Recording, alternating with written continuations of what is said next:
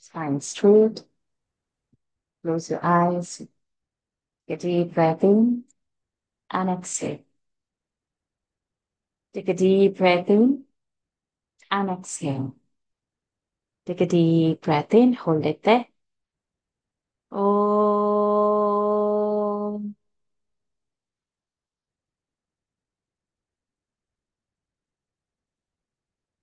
Om.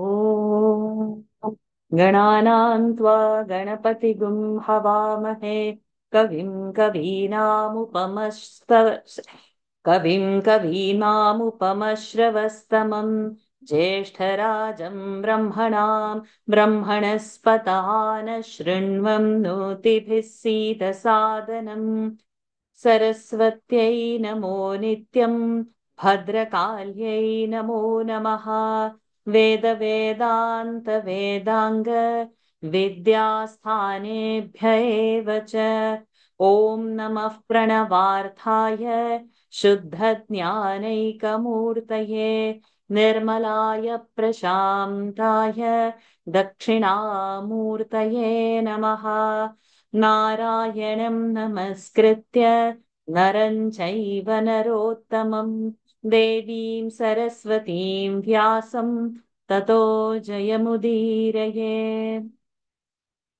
पाराशर्यवचः सरोजममलं गीतार्थगन्धोत्कटम् नानाख्यानककेसरं हरिकथा sambodhana बोधितम् लोके सज्जन षट्पदैरहरहः ते पीयमानं मुदा भूयात् भारत पङ्कजं कलिमलप्रध्वंसि न श्रेयसे धर्मशास्त्रमिदं पुण्यम् अर्थशास्त्रमिदं परम् मोक्षशास्त्रमिदं प्रोक्तम् व्यासेनामितबुद्धिना भारतं सर्वशास्त्राणाम् उत्तमं भरतर्षभ सम्प्रत्याचक्ष्यते चेदम्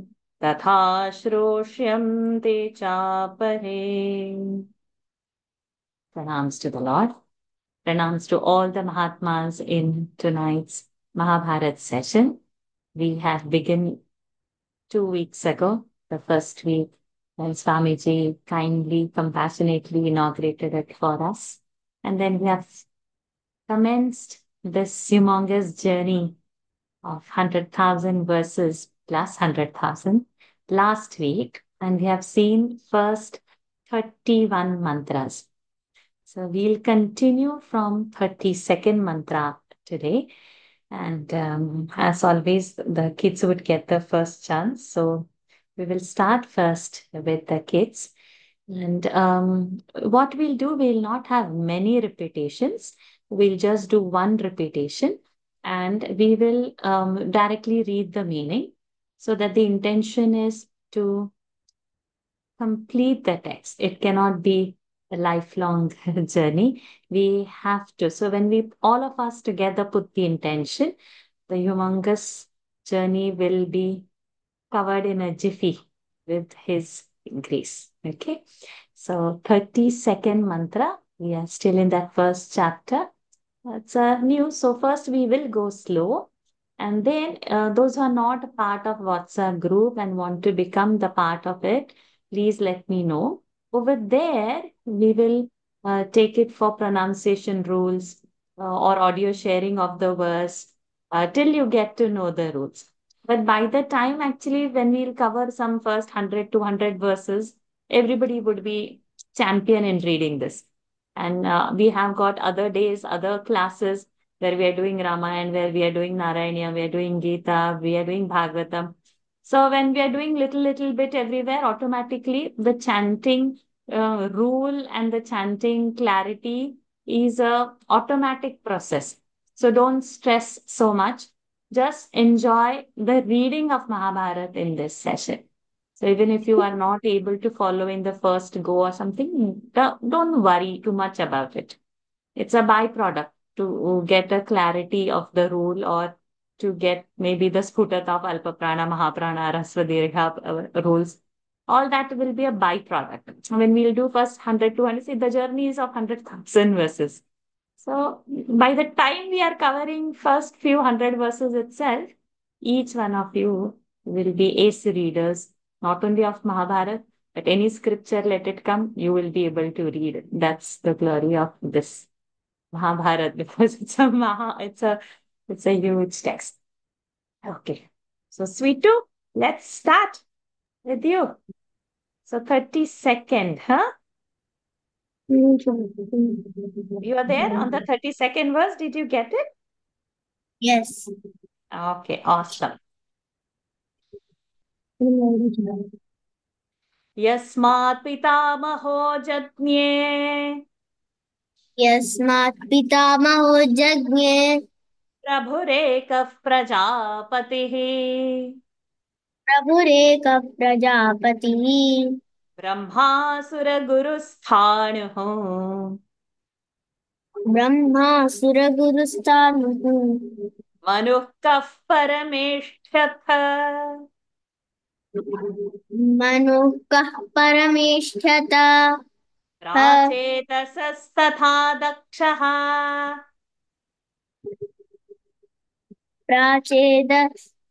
प्राचेदस्तमस्तथा देशः दक्षः क्षः वेरी गुड दक्षपुत्राश्च सप्त वै दक्षपुत्राश्च सप्त वै ततः प्रजानां पतयः ततः प्रजानां पतयः प्राभवन्नेकविंशतिः प्राभवन्नेकविंशतिः पुरुषश्चाप्रमेयात्मा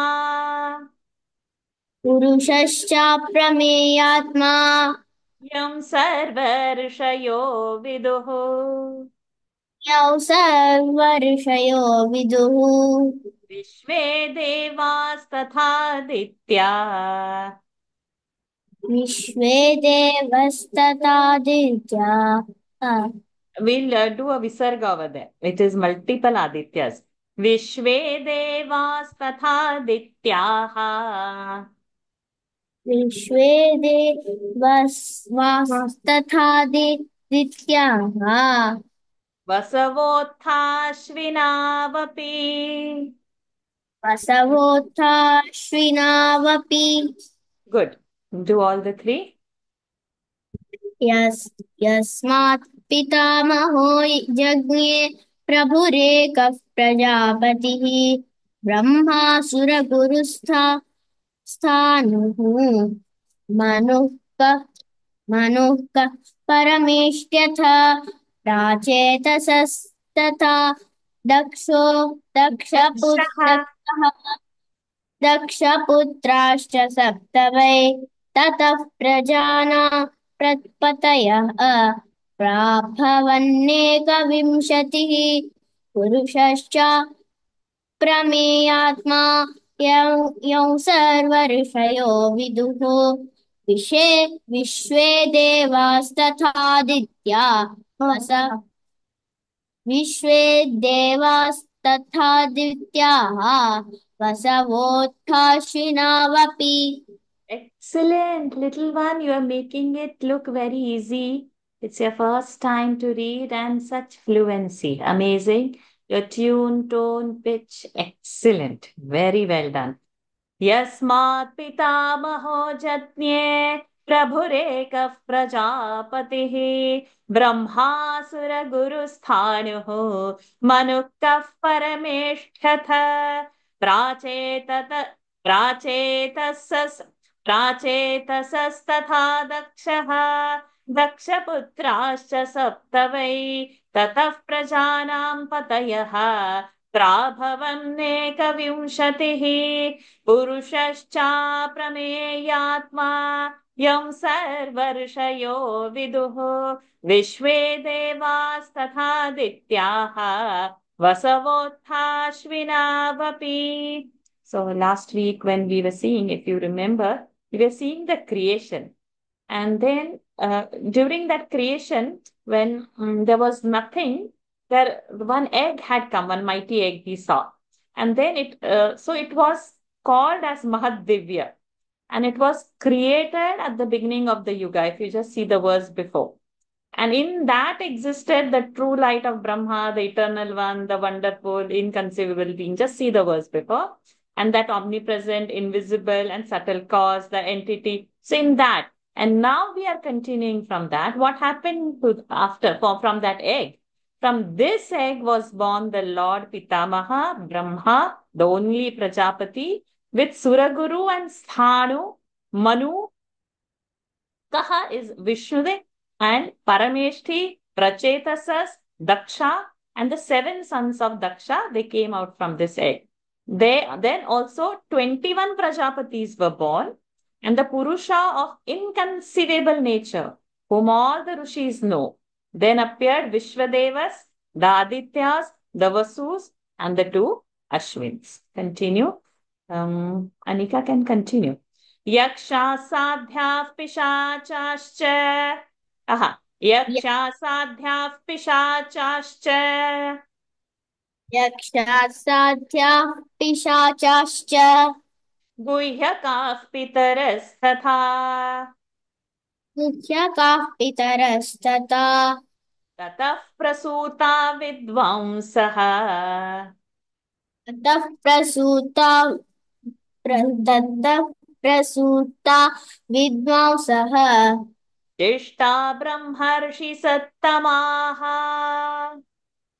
इष्टा ब्रह्मर्षि सत्तमाः राजर्षयश्च बहवः राजर्षयश्च बहवः सर्वैः समुदिता गुणैः सर्वैः समुदिता गुणैः आपो द्यौः पृथिवी वायुः आपो द्यौ पृथिवी वायुः विसर्गा स्फकारा आपो द्यौः पृथिवी वायुः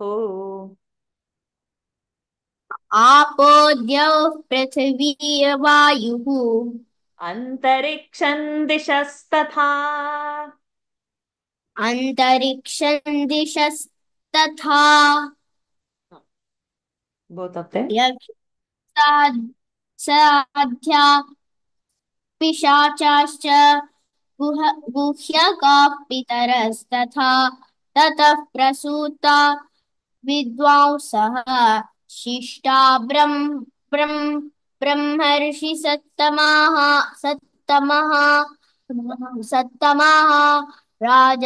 राजर्षयश्च बहवः सर्वे समुदिता गुणैः आपो द्यौ पृथिवी वायुः अन्तरिक्षं दिशस्तथा.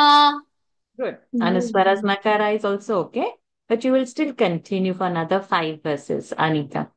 यक्षा साध्याः पिशाचाश्च गुह्यकाः पितरस्तथा ततः प्रसूता विद्वांसः शिष्टा ब्रह्मर्षि सत्तमाः राजर्षयश्च बहवः सर्वैः समुदिता गुणैः आपो द्यौः पृथिवी वायुः अन्तरिक्षं दिशस्तथा. The yakshas, the sadhyas, the pishachas, the guhyakas, and the pitaris.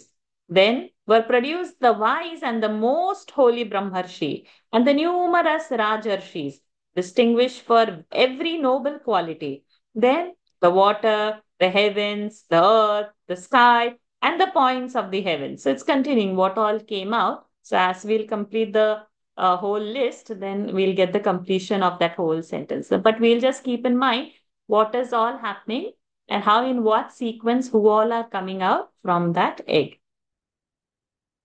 संवत्सरतवो मासाः संवत्सरतमो तवो मासाः संवत्सरर्तवो. So संवत्सर and ऋतु. So that संवत्सरर्तवो मासाः संवत्सरतमो मासाः पक्षाहोरात्रयः क्रमात् पक्षाहोरात्रयः क्रमात् यच्चान्यदपि तत्सर्वम् यच्चान्यदपि तत्सर्वम् सम्भूतं लोकसाक्षिकम् सम्भूतं साक्षिकम् यदिदं दृश्यते किञ्चित् यदिदं दृश्यते किञ्चित् भूतं स्थावरजङ्गमम् भूतं स्थावरजङ्गमम् पुनः संक्षिप्यते सर्वम् पुनः संक्षिप्यते सर्वम् जगत्प्राप्ते युगक्षये जगत्प्राप्ते युगक्षये Hmm. संवत्सरतमो मास संवत्सरतमो मासाः पक्षाहोरात्रयः क्रमात् यच्चान्यदिदपि तत्सर्वम् सम्भूतं लोकसाक्षिकम् यदिदं दृश्यते किञ्चित् भूतं भूतं स्थावरजङ्गमम् पुनः पुनः संक्षिप्यते सर्वम् जगत्प्राप्ते युगक्षये Excellent. संवत्सरर्तवो मासाः पक्षाहोरात्रयक्रमात् यच्चान्यदपि तत्सर्वम् सम्भूतं लोकसाक्षिकम् यदिदं दृश्यते किञ्चित् भूतं स्थावरजङ्गमम् पुनः संक्षिप्यते सर्वम् जगत्प्राप्ते युगक्षये. The years, the seasons, the months, the fortnights, and the day and night in succession. And again, at the end of the world and of the yuga, whatever is seen in the universe, all created things, both animate and inanimate, will be turned into chaos. Yathar Yathartavritilingani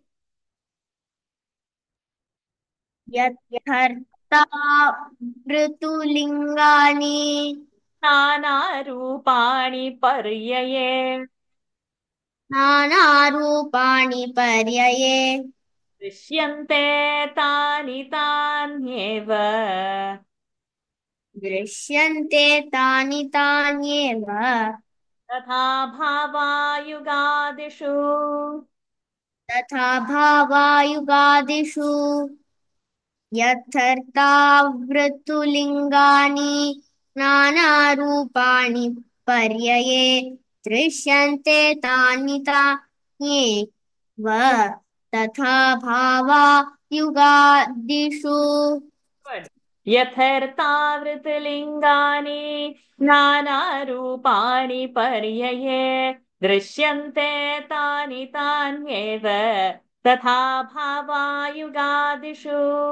At the beginning of the other new yugas, all things will be again produced. And like the various fruits of the earth will succeed one another in the die order of their seasons. एवमेतदनाद्यन्तम्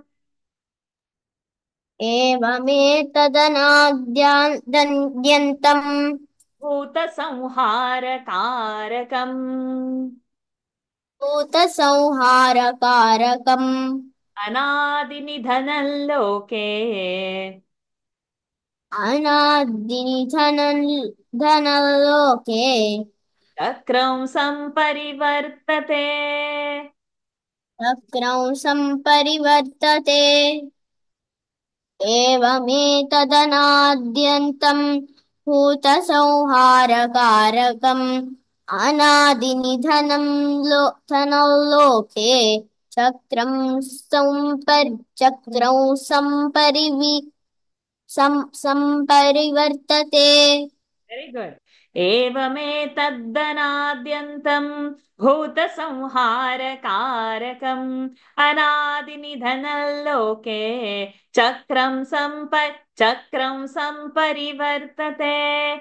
This mysterious wheel which causes the destruction and production of all things revolves thus perpetually in the world without beginning and without an end. One more for you, Anika. This would be the last one. त्रयस्त्रिंशत् सहस्राणि त्रयस्त्रिंशत्सहस्राणि त्रयस्त्रिंशच्छतानि च त्रयस्त्रिंशच्छतानि च त्रयस्त्रिंशच्च देवानाम् त्रयस्त्रिंशच्च देवानां दृष्टिः सङ्क्षेपलक्षणा दृष्टिः संक्षेपलक्षणा त्रयस्त्रिंशत्सहस्राणि त्रयस्त्रिंशच्छतानि च त्रयस्त्रिंशच्च देवानां सृष्टिः संक्षेपलक्षणा। Excellent. Very well done, Anika. त्रयस्त्रिंशत् सहस्राणि त्रयस्त्रिंशच्छतानि च त्रयस्त्रिंशच्च देवानां सृष्टिः संक्षेपलक्षणा. To cite a brief example, the generation of devas was 33,333. Who's doing now next? Okay, come. दिवः पुत्रो बृहद्भानुः दिवः पुत्रो बृहद्भानुः चक्षुरात्मा विभावसुः चक्षुरात्मा विभावसुः चक्षुरात्मा विभावसुः सविता च सविता च रुचिकोर्कः सविता सरिचि कोकः कोर्कः अर्कः रुचिकः अर्कः सविता स रुचिकोर्कः सविता सरिचि कोर्कः आनुराशावहो रविः भानुराशावहो रविः दिवः पुत्रो बृहद्भानुः चक्षुरात्मा विभावसुः सविता सरुचि कोर्कः भानुराशावहो रविः। Excellent. दिवः पुत्र बृहद्भानुः चक्षुरात्मा विभावसुः सविता च रुचिकोर्कः भानुराशावहो रविः. The sons of Diva were Brihadbhanus, Chakshus, Atma, Vibhavasu, Savita, Richika, Arka, Bhanu, Ashavaha and Ravi. पुरा विवस्वतः सर्वे पुरा विवस्वतः सर्वे मह्यस्तेषां तथा वरः ह्यस्तेषां तथा वरः स्वरस्नकार देवभ्रार्तनयस्तस्य देवभ्राट्न देवभ्रार्तनयस्तनयस्तस्य शुभ्राडिति ततः स्मृतः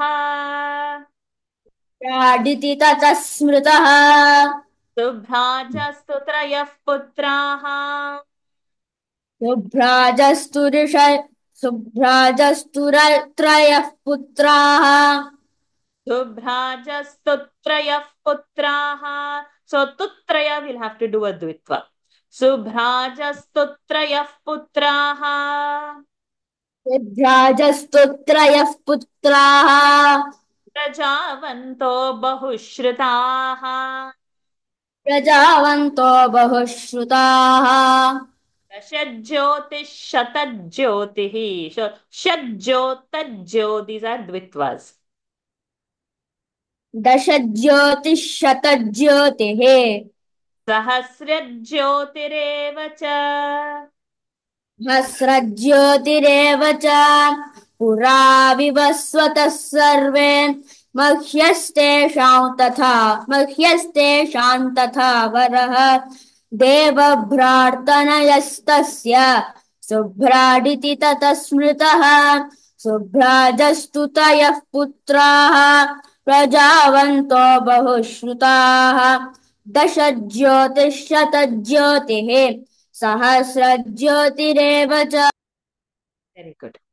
So those who are absolutely new to the chanting, so this one rule is there. We call it Dvitva. Dvitva happens when there is a conjunct. Conjunct is like two consonants together, Sanyuktakshara, and before that is a Hasva sound. Rasva is a short sound, like not a. A is a dirgha sound. E, not e. E is a dirgha. So rasva is a short sound. So short vowel, when it is followed by a conjunct, a sanyuktakshara, then that short vowel gets a extra pressure. That extra pressure is called as dvitva. Two sounds will come. So now in this verse, second line, if we say Deva Bhrat. So Bhra is Bha and a R, two consonants together. So it's Sanyukta. And before Bhra, there is Deva, V. So V has V plus A. So it is a short vowel. So instead of saying Deva Bhrat, the Deva, V will have a pressure, Deva Bhrat. Vabhra is doing, that is called as Dvitva. V having a pressure because it is a short sound. When the following sound is a conjunct, is a Dvitva. So Devabhrat, Vabhrat. So that half B is coming in it. We'll take one more example. Same line. Subhrat. So Bhra is a conjunct. Bha and R, two consonants are together. Su is a Hasva U. So Subhrat. Another example. Third line. Subhraj. So Subhra, again, Bha and R and Su is a short sound. But now you see, Subhra just Tu is there, and after that, Trayastra is there. So Tra is a conjunct. Ta half and R. So two consonants are there, Ta and R. And Subhra just Tu, that Tu is a short sound. So Tutraya. So now, earlier we saw Subhra, that Bha is coming half in that Su. Now, tra is there. So, ta half will come in the tu. Trayaha. So, this giving a extra pressure while pronouncing that alphabet is dvitva. We'll take one more example, same line. Bahu and Shruta are there, the last word of the third line. So, Shra is a conjunct. Sh and a R is there. Bahu's U is a short sound, Ukara. So, Bahushrutaha. One extra Hush has happened. One extra sh sound, half sh has come extra. We'll take one more example. Dasha Jyoti. So instead of saying plain Dasha Jyoti, Jyoti is a conjunct. Half J and a Y. Two consonants have come together. And in Dasha, A is there. It is not Dasha. So when a Hasva sound, a short sound is there, instead of saying Dasha Jyoti, you will say Dasha Jyoti. Same way, Shatat Jyoti. Ta is a Hasva sound, short sound. Jyoti is a conjunct. So instead of saying plain Shata Jyoti, you will say Shatat Jyoti. So one half J will come. So what is the conjunct's next half? That will be included in the previous Hasva sound. Shatat Jyoti.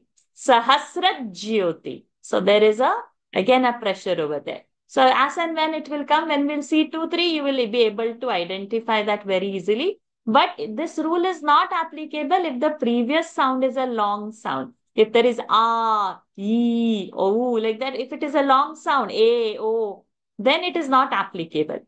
It's only applicable when a, e, u, and r. If these 4 sounds are there, then only it is applicable. All other sounds are dirgha sounds. A, I, O, Au, these are permanently dirgha sounds. They don't have a hasva sounds. Okay. So I'll give few examples when it goes. So I said, I'll put all this in WhatsApp group, but when you hear it in the class probably, so I'll spend some time like this in between. If something very peculiar is there, which is not taught in other chanting classes where you don't get to hear about this rule. So something like that unique, we'll talk about it in the class. पुरा विवस्वतः सर्वे मह्यस्तेषां तथावरः देवभ्रार्तनयस्तस्य सुभ्राडिति ततः स्मृतः सुभ्राजस्पुत्रयस्पुत्राः प्रजावन्तो बहुश्रुताः दशज्योतिश्शतज्योतिः सहस्रज्योतिरेव च. Of these Vivasvans, old Mahya was the youngest, whose son was Devabhrata. Devabhrata had one son named Subhrata, who had three sons, namely Dashajyoti, Shatajyoti, and Sahasrajyoti, each of whom gave birth to innumerable offsprings. Continue. Dashaputra Sahasrani. दशपुत्र सहस्राणि दशज्योतिर्महात्मनः दश ज्योतिर्महात्मनः ततो दशगुणाश्चान्ये ततो दश गुणाश्चान्ये शतज्योतिरिहात्मजाः शतज्योत् शतज्योतिरिहात्मजाः भूयस्ततो दशगुणाः भूयस्ततो दश गुणाः सहस्रज्योतिषः सुताः सहस्रज्योतिषः सुताः तेभ्योऽयं कुरुवंशश्च तेभ्योऽयं कुरु वंशश्च यदूनां भरतस्य च यूनां भरतस्य च ययातीक्ष्वाकुवंशश्च ययातीक्ष्वाकुवंशश्च राजर्षीणां च सर्वशः राजर्षीणां च सर्वशः सम्भूता बहवो वंशाः. We have to give a visarga over there.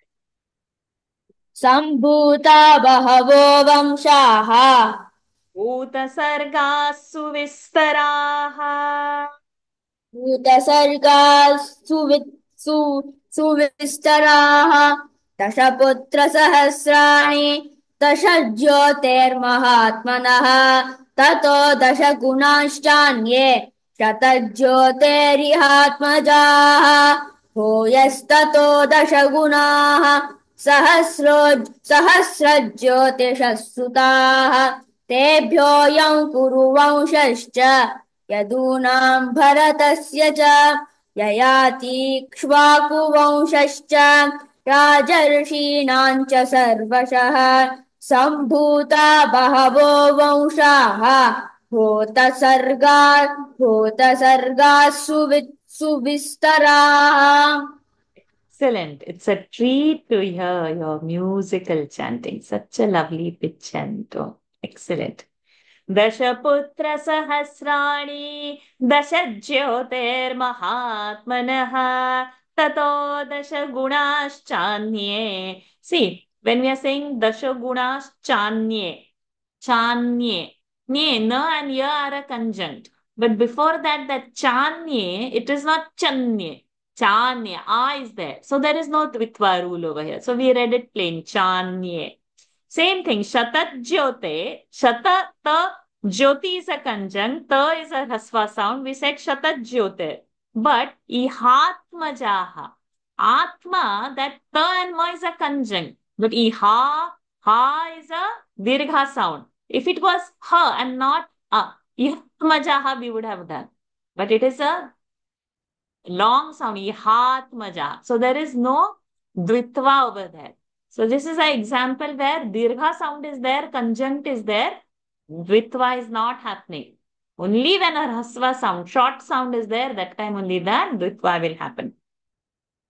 ततो दशगुणाश्चान्ये शतज्योतिरिहात्मजाः भूयस्ततो दशगुणाः सहस्रज्योतिषः सुताः तेभ्योऽयं कुरु वंशश्च यदूनां भरतस्य च ययातीक्ष्वाकुवंशश्च राजर्षीणां च सर्वशः सम्भूता बहवो वंशाः भूतसर्गासु विस्तराः.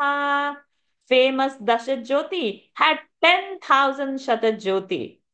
Famous Dashajyoti had 10,000s. Shatajyoti had 10 times that number. And Sahasrajyoti, 10 times the number of the offsprings of Shatajyoti. From them descended the race of the Kurus, Yadus, and Bharata, and also that of Yayati and Ikshvaku, and all the Rajarshis. There were also produced numerous other generations. भूतस्थानानि सर्वाणि भूतस्थानानि सर्वाणि रहस्यं त्रिविधं च यत् रहस्यं त्रिविधं च यत् वेदायोगः स विज्ञानः वेदायोगः स विज्ञानः धर्मो धर्मोऽर्थः काम एव च. धर्मोऽर्थः काम एव च भूतस्थानानि सर्वाणि रहस्यं त्रिविधं च यत् वेदायोगः स विज्ञानः धर्मोऽर्थः काम एव च. भूतस्थानानि सर्वाणि रहस्यं त्रिविधं च यत् वेदायोगः स विज्ञानः धर्मोऽर्थः काम एव च. And innumerable creatures and their abodes, there were produced threefold mysteries: the Vedas, the Yoga and Vijnana, Dharma, Artha and Karma. Dharma Kama Artha Yuktani.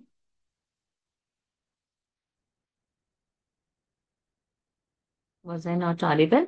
Dharma Kamarthayuktani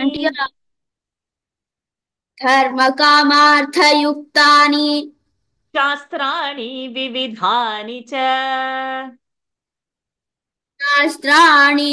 शास्त्राणि विविधानि च Lokayatra Vidhanam Cha. लोकयात्रा विधानं च Sarvam Tadrishtavan Rishihi. सर्वं तद्दृष्टवान् ऋषिः धर्मकामार्थयुक्तानि शास्त्राणि विविधानि च लोकयात्रा विधानं च सर्वं तद्दृष्टवान् ऋषिः. We'll do one more. Itihasa Savayakhyaha. इतिहासाः सवैयाख्याः विविधाश्रुतयोऽपि च.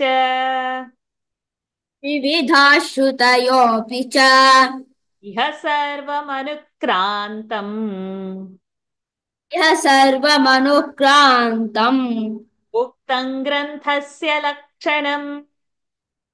उक्तं ग्रन्थस्य लक्षणम् धर्मकामार्थयुक्तानि शास्त्राणि विविधानि च लोकयात्रा विधानं च सर्वं तद्दृष्टवान् ऋषिः इतिहासाः सवैयाख्याः विविधाश्रुतयोऽपि च इह सर्वमनुक्रान्तम् उक्तं ग्रन्थस्य लक्षणम्.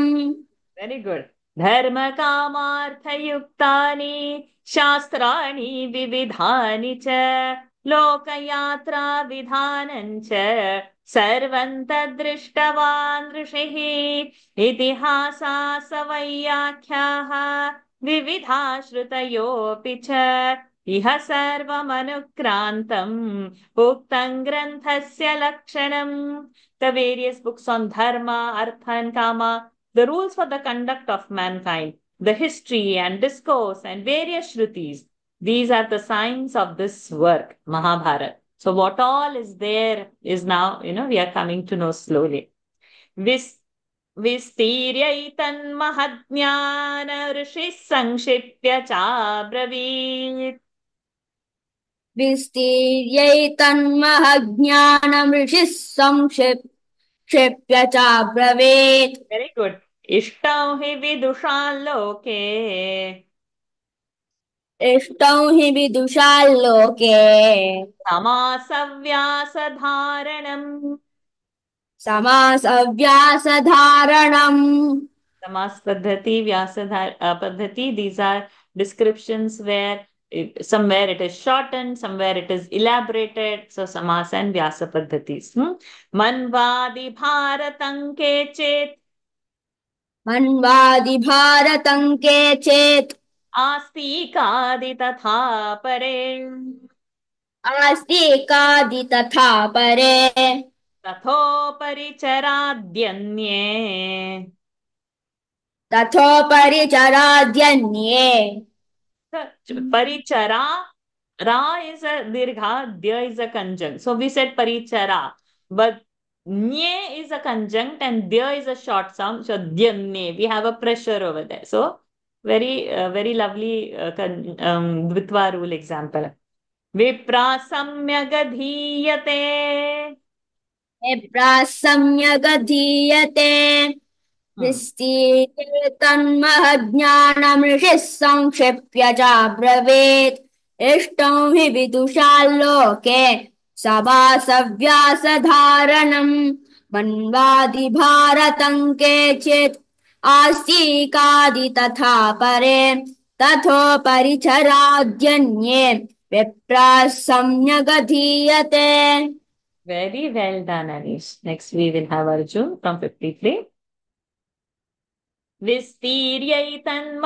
विस्तीर्यैतन्महज्ञानमृषिः संक्षिप्य चाब्रवीत् इष्टौ हि विदुषाल्लोके समासव्यासधारणम् मन्वादि भारतं केचित् आस्तिकादि तथा परे तथोपरि चराद्यन्ये विप्रा सम्यगधीयते.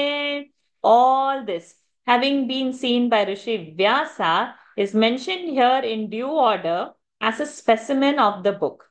Rishi Vyasa declared this mass of knowledge in both abridged and detailed forms, Samasa and Vyasa Paddhati. The learned of the world wish to possess both the detailed and the abridged accounts. Some read the Mahabharata from the first mantra, some from the story of Astika, some again from Uparichara, while some Brahmanas read the whole. So all we saw the content of how it is going to come. In that same order, we will see all the descriptions. Okay, over to you, Ajahn. Vividham samhita jnanam विविधौ संहिता ज्ञानम् दीपयन्ति मनीषिणः दीपयन्ति मनीषिणः व्याख्यातुं कुशलः केचित्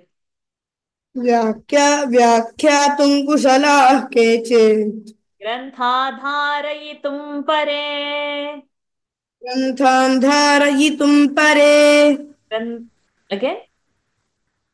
ग्रन्थान् धारयितुं परे Correct. तपसा ब्रह्मचर्येण तपसा ब्रह्मचर्येण यस्य वेदं सनातनम् यस्य वेदं सनातनम् यस्य न you said vyasya यस् इतिहासमिमं चक्रे इतिहासमिमं चक्रे पुण्यं सत्यवती सुतः पुण्यं सत्यवती सुतः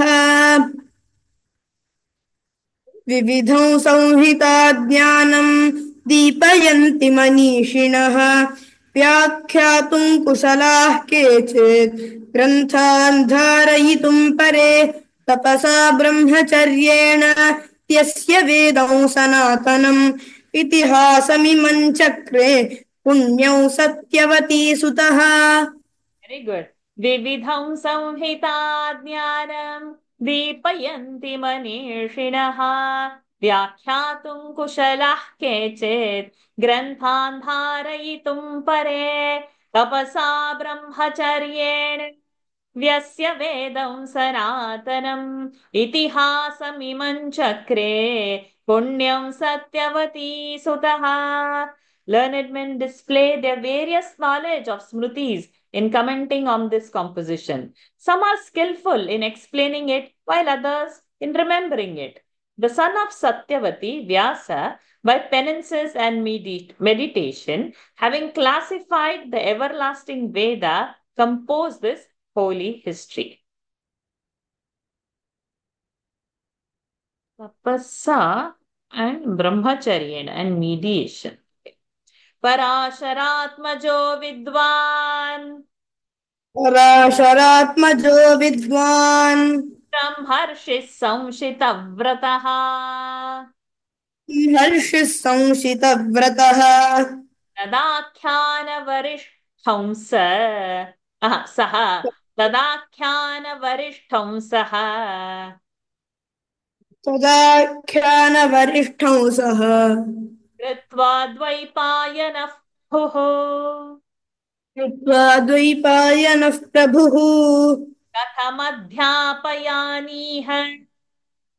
कथमध्यापयानीह शिष्यानित्यन्वचिन्तयत् या नित्यन्वचिन्तयत् तस्य तच्चिन्तितं ज्ञात्वा यस्य तच्चिन्तितं ज्ञात्वा ऋषेर्द्वैपायनस्य च ऋषेर्द्वैपायनस्य च पराशरात्मजो विद्वान् ब्रह्मर्षिः संशितव्रतः तदाख्यानवरिष्ठं सः कृत्वा द्वैपायनः प्रभुः कथमध्यापयानीह शिष्यानित्यन्वचिन्तयत् तस्य तच्चिन्तितं ज्ञात्वा ऋषेर्द्वैपायनस्य च.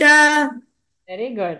पराशरात्मजो विद्वान् ब्रह्मर्षिः संशितव्रतः तदाख्यानवरिष्ठं सः कृत्वा द्वैपायनः प्रभुः कथमध्यापयानीह शिष्यानित्यन्वचिन्तयत् तस्य तच्चिन्तितं ज्ञात्वा ऋषेर्द्वैपायनस्य च.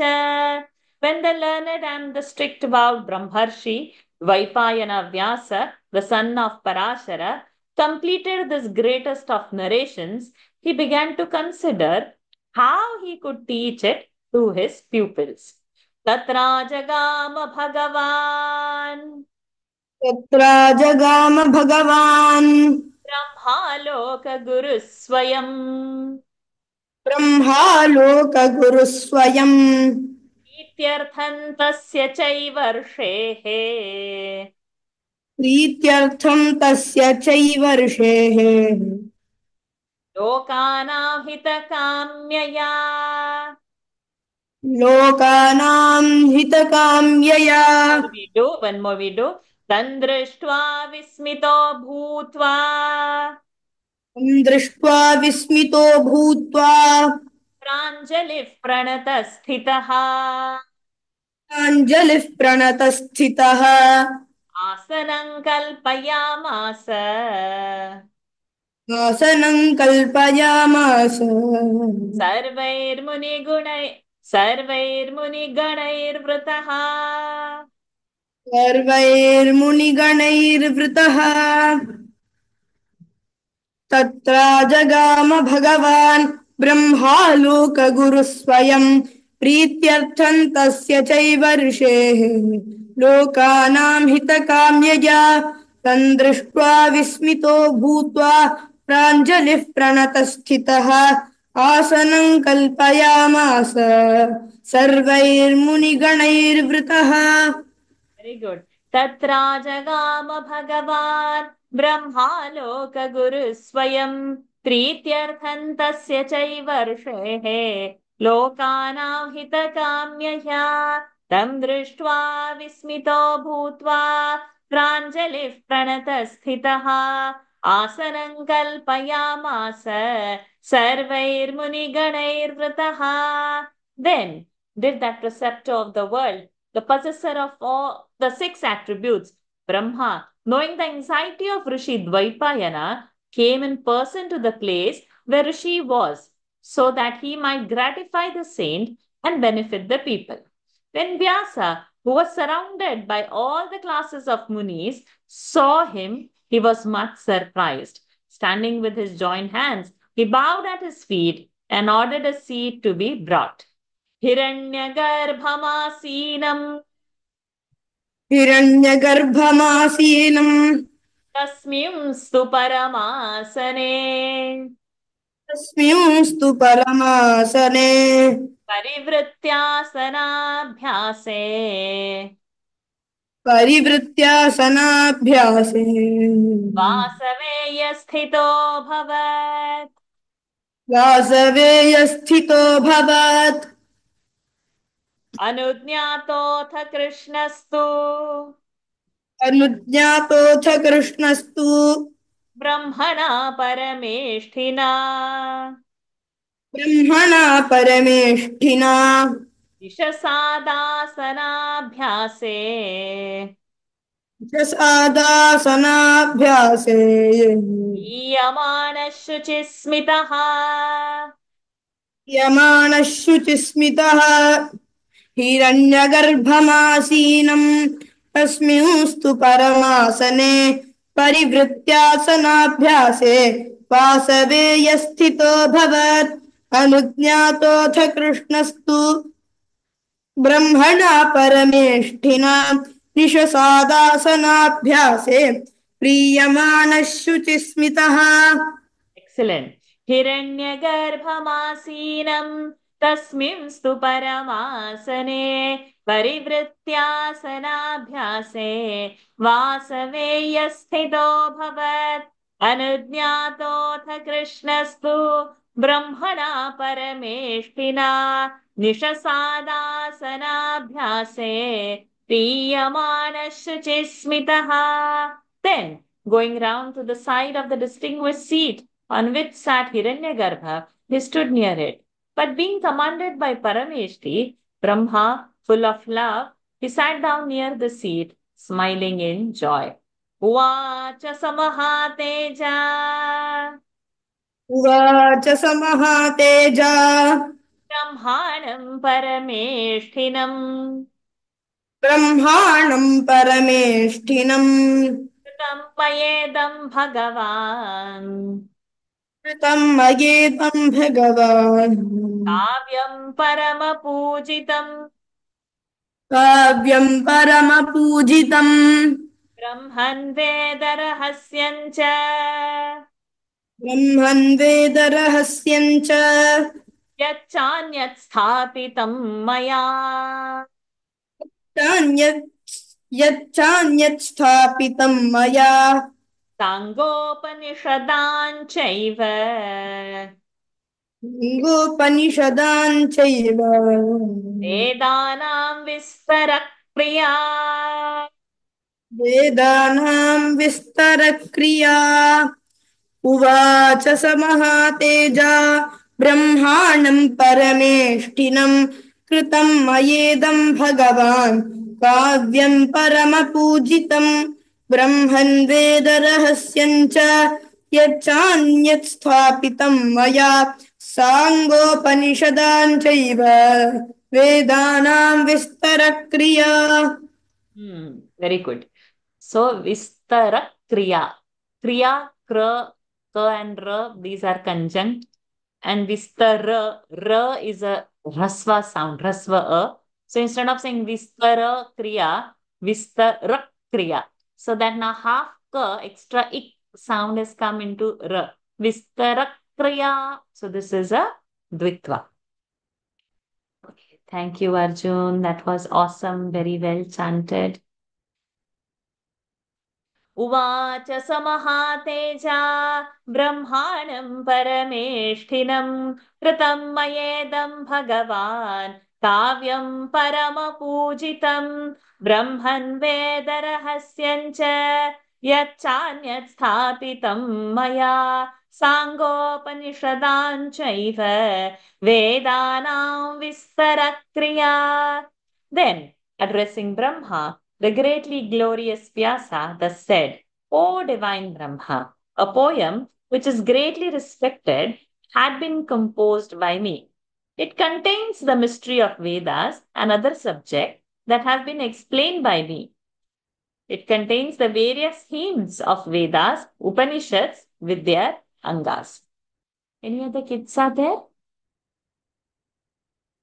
Okay, we have some few more minutes left. I can have some adults, 1 or 2 adults who want to volunteer. I will, Dr. Varsha. Awesome. Come over, Nandini. So number 63. इतिहासपुराणानाम् इतिहासपुराणानाम् उन्मेषन्निर्मितं च यत् उन्मेषन्निर्मितं च यत् भूतं भव्यं भविष्यं च भूतं भव्यं भविष्यं च विविधं कालसञ्ज्ञितम् त्रिविधं कालसंज्ञितम् जरामृत्युभयव्याधि भावाभावविनिश्चयः जरा मृत्युभयव्याधि भावाभावविनिश्चयः विविधस्य च धर्मस्य विविधस्य च धर्मस्य आश्रमाणां च लक्षणम् आश्रमाणां च लक्षणम् चातुर्वर्ण्यविधानं च चातुर्वर्ण्यविधानं च पुराणां च कृत्स्नशः पुराणानां च कृत्स्नशः पुराणानां च कृत्स्नशः तपसो ब्रह्मचर्यस्य तपसो ब्रह्मचर्यस्य पृथिव्याश्चन्द्रसूर्ययोः पृथिव्याश्चन्द्रसूर्ययोः all three together इतिहासपुराणानाम् उन्मेषन्निर्मितं च यत् भूतं भव्यं भविष्यं च त्रिविधं Anuswara's ma only because bha margas ma is the anunasik. Pa pha ba bha ma. So bhutam bhavyam bhavishyancha. correct. भूतं भव्यं भविष्यं च त्रिविध here it is anna त्रिविधं कालसंज्ञितं जरा मृत्युभयव्याधि भावाभावविनिश्चयः विविधस्य च धर्मस्य याश्रमाणां च लक्षणम् चातुर्वर्ण्यविधानं च पुराणानां च कृष्णशः तपसो ब्रह्मचर्यस्य सूर्ययोः. Very good. So in that 64, there won't be pada break. We won't say jara, mrityu, bhaya, vyadhi. Pause and say bhava, bhava. Without any pause, we'll continue. So now there is one very good example of dvitva over there. Jara, mrityu, bhaya, vyadhi. So vyadhi will have va and a ya. So that is a conjunct. Sanyuktakshar, va and ya. And before that, bhaya's ya is having a, which is a short sound. It is not bhaya. It's not a. It's a. Bhaya. So, avya. So now, va is coming into bhaya vyadhi. So one half va extra sound is coming there. So that's a very good another example for dvitva. Itihasa purananam unmeshan nirmitan chayat bhutam bhavyam bhavishyam cha त्रिविधं कालसंज्ञितं जरा मृत्युभयव्याधि भावाभावविनिश्चयः विविधस्य च धर्मस्य ह्याश्रमाणां च लक्षणं half and year full ह्याश्रमा, that is the pronunciation. चातुर्वर्ण्यविधानं च पुराणानां च कृत्स्नशः तपसो ब्रह्मचर्यस्य पृथिव्याश्चन्द्रसूर्ययोः. So prithivya. So vya is there, conjunct. Thi of prithi is rasva sound, short sound. So prithivya. So one extra iv has come. Prithivya instead of plain Prithivya. It's not Prithivya. Prithivya. So he is getting that pressure. That is a Dvitva. So now Vyasji is explaining that he has made one big poem. It is composed by him. What all it is having. So in the previous verses, he said it has got mystery of Vedas, huh? And it has got Upanishad with their Angas and all he's saying. And now he's continuing. And the compilation of Puranas also. And the history which has been composed by me and named after the three divisions of time, namely past, present, and future. And it contains the nature of decay, death, fear, disease, existence, and non existence, a description of creeds, and the account of the various modes of life.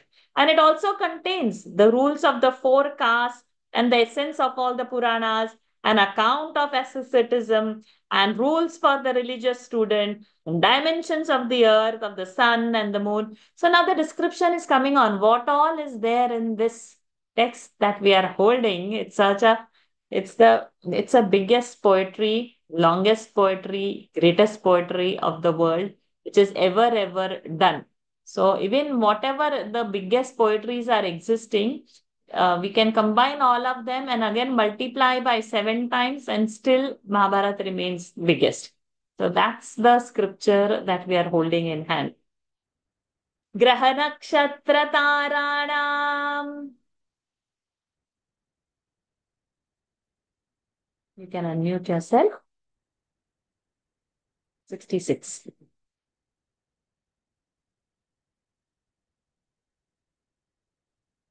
Nandini, you can unmute yourself. Can I? Yeah, Ah. sorry. Ah. ग्रहनक्षत्रताराणाम् प्रमाणं च युगैः सह प्रमाणम् च युगैः सह ऋचो यजूंषि सामानि रुचो यजुंषि सामानि वेदाध्यात्मं तथैव च वेदाध्यात्मम् तथैव च न्यायशिक्षा चिकित्सा च न्यायशिक्षा चिकित्सा च दानं पाशुपतं तथा दानं पाशुपतम् तथा हेतुनैव समं जन्म हेतुनैव समम् जन्म दिव्यमानुषसंज्ञितम् दिव्यमानुषसंज्ञितम् तीर्थानां चैव पुण्यानाम् तीर्थानां चैव पुण्यानाम् देशानां चैव कीर्तनम् देशानां चैव कीर्तनम् नदीनां पर्वतानां च नदीनां पर्वतानां च वनानां सागरस्य च वनानां सागरस्य च ग्रहनक्षत्रताराणां प्रमाणं च युगैः सह रुचो यजुंषि सामानि वेदाध्यात्मन् तथैव च न्यायशिक्षा चिकित्सा च दानं पाशुपतं तथा हेतुनैव समं जन्म दिव्यमानुषसंज्ञितम् तीर्थानां चैव पुण्यानां देशानां चैव कीर्तनम् नदीनां पर्वतानां च वनानां सागरस्य च Very good. The th can have more pressure, otherwise excellent. ग्रहनक्षत्रताराणां प्रमाणं च युगैः सह ऋचो यजूंषि सामानि वेदाध्यात्मं तथैव च न्यायशिक्षा चिकित्सा च दानं पाशुपतं तथा हेतुनैव समं जन्म दिव्यमानुषसंज्ञितम् तीर्थानां चैव पुण्यानां देशानां चैव कीर्तनम् नदीनां पर्वतानां च वनानां सागरस्य च. Planets, stars and constellations and the length of the duration of the 4 yugas, and it furthermore contains Rik, Sam, Yajur, Vedas, the Adhyatma, Nyaya or Thuyupai, and pathology, charity, Pashupati, and celestial and human births for particular purposes. It contains description of pilgrimages and holy places, of rivers, mountains, forests, seas. See, whatever is existing in the world, everything is there in Mahabharata. What is not there in Mahabharata is not there in the world. This is Mahabharata's Mahatmya. So, whatever knowledge of Laukika world, of Adhyatma world, whatever is to be known is there. See, he's covering what all is there, he's telling, and details of that, scientific details, including the circumferences and distances of various planets and stars. Means only not just the Adhyatmic jnana, not only the knowledge of the self. Laukika jnana, how many seas and trees and mountains and their classifications and water bodies, whatever one needs to know, everything is out over here. He's describing it, description is not yet over.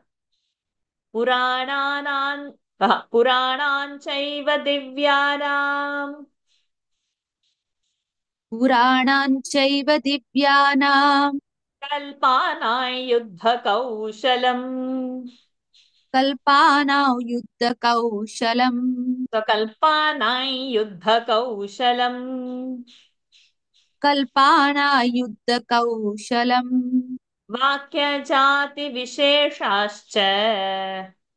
वाक्यजातिविशेषाश्च Lokayatra kramaschayah.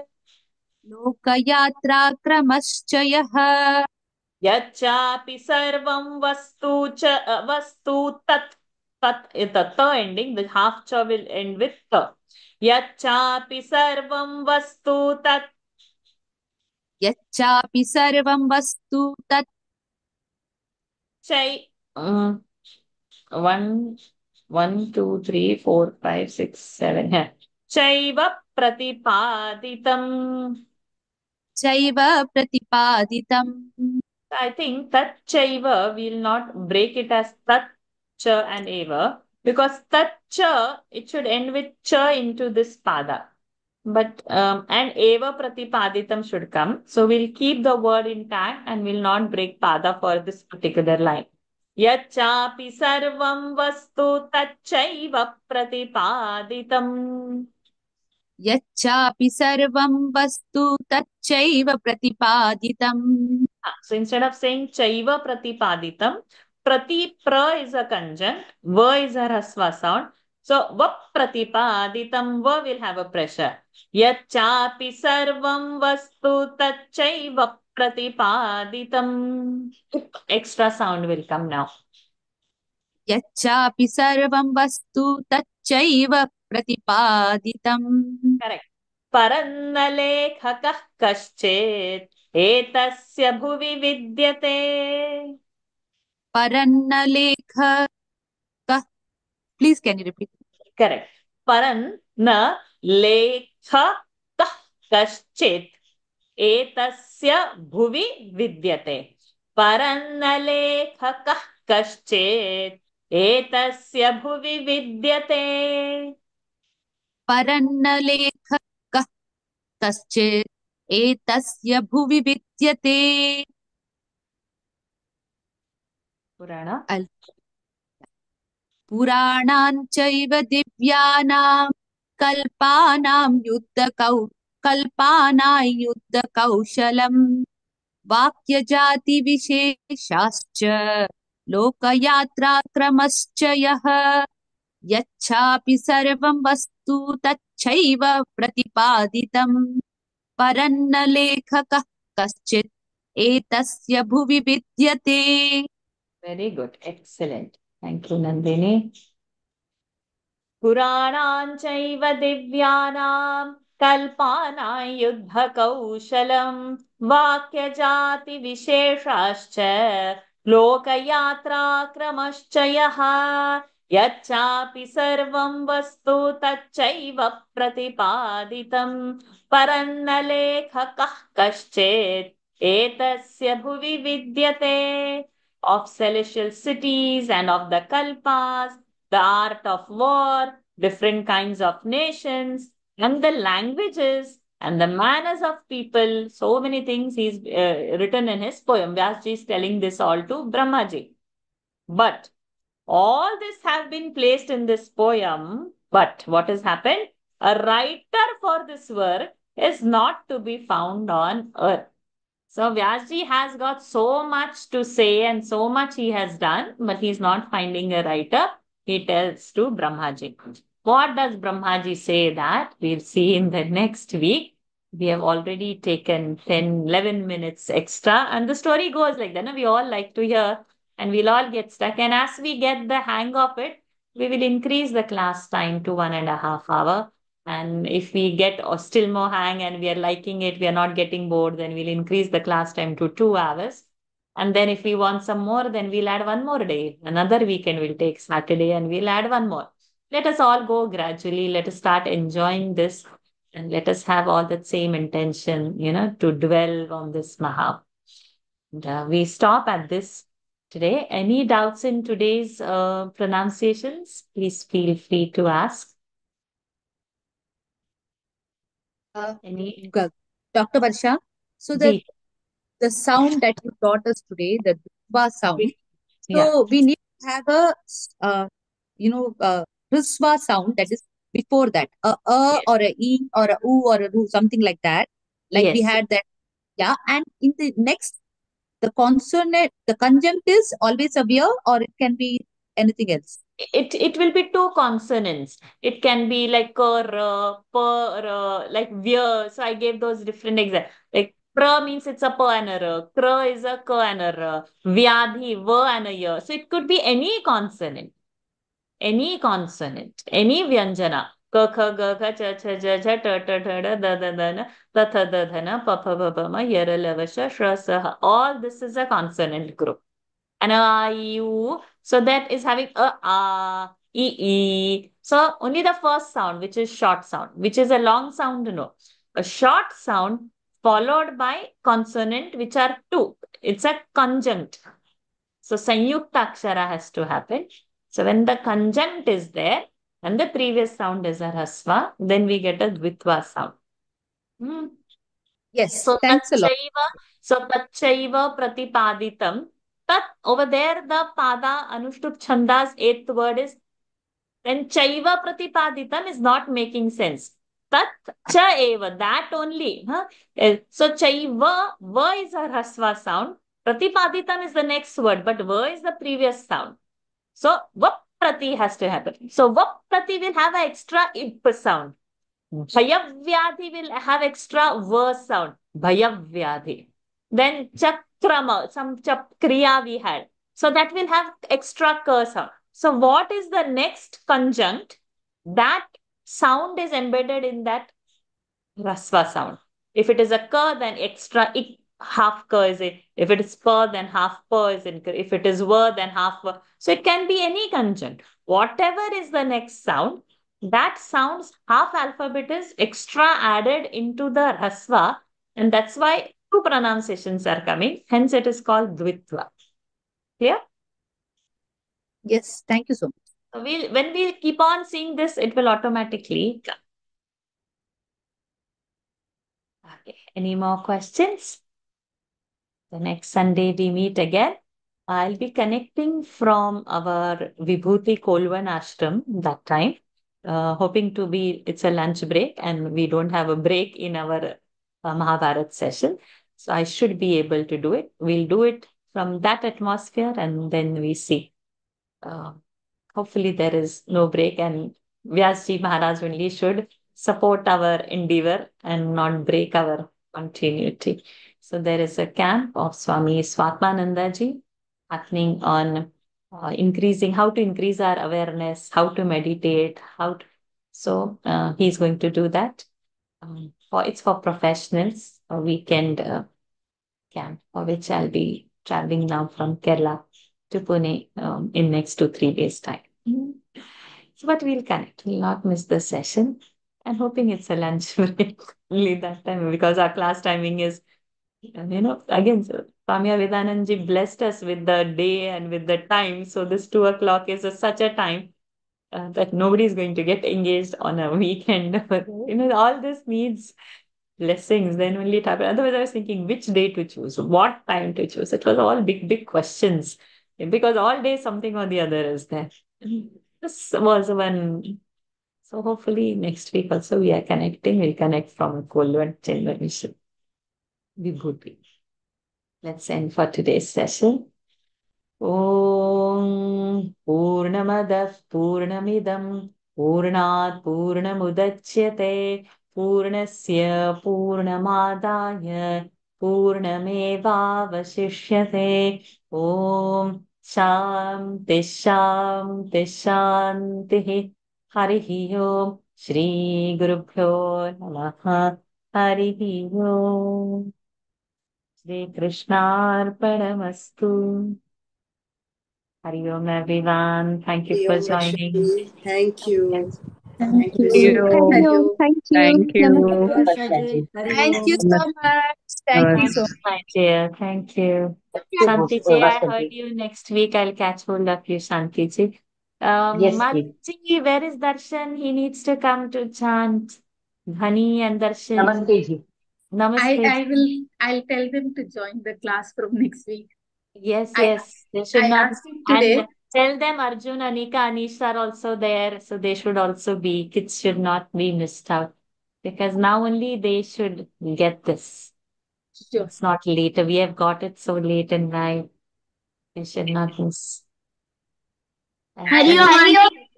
Hari Om. Thank you so much. Hari Om, Anisha, Anish, Anika, Hari Om, Madhviji. Thank you so much for joining.